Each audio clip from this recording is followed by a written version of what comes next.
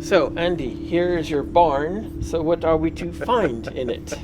Well, I think any classic car specialist, whichever the market they're in, has to have a lot of space.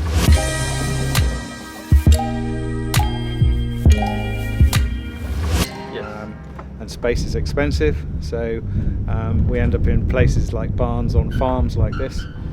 This is where we keep all our second-hand spare parts, items that are too large to keep in the workshop, engines, gearboxes, wheels, body parts, really, mostly. So, Andy, here we have something that's not exactly ready for the next concourse. Tell us its story.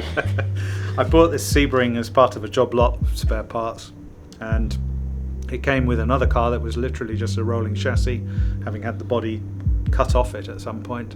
But the overall amount of spares was too good to miss.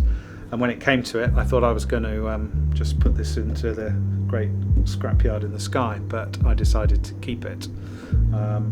Who knows, maybe in the future it'll be worth restoring.